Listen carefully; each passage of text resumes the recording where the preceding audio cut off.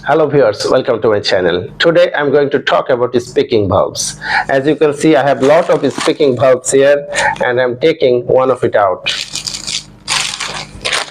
I'm taking it out from the packet and let's see the structure of a speaking valve. This is the outer end, this is the inner end that is fitted over the tracheostomy tube. A speaking valve actually a one-way airway valve that is fitted on the outer end of the tracheostomy tube. Why I'm calling it an one-way airway valve? Because when it is fitted over the outer end of the tracheostomy tube, air can enter through this tube, but during expiration air cannot escape through it, and I am proving it.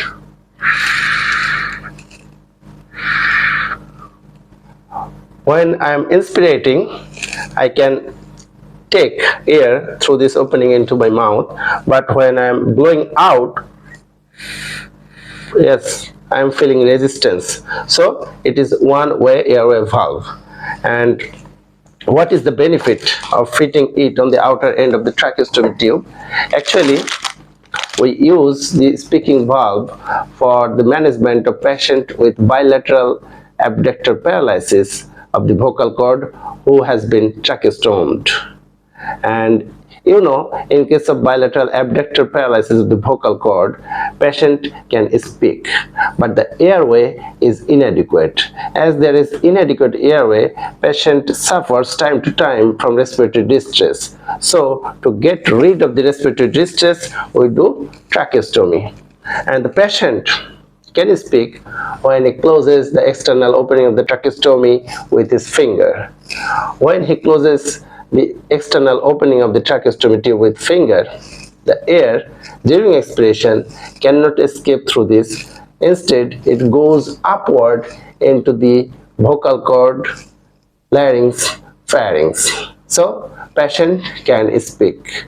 But if we use this one-way airway valve on the outer end of the tracheostomy tube, patient need not close the external opening with the finger, and patient can speak without closing the tracheostomy tube with the finger.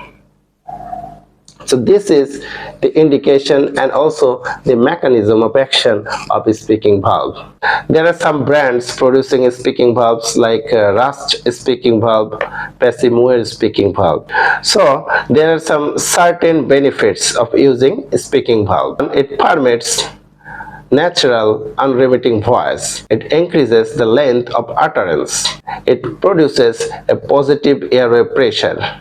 As there is positive airway pressure, patient has the ability to generate protective cough. It also facilitates decannulation process, and we can use it for capping trial of the tracheostomy tube. Interestingly, it can restore sense of smell to some extent. And also there are some conditions in which we should not use the speaking valve.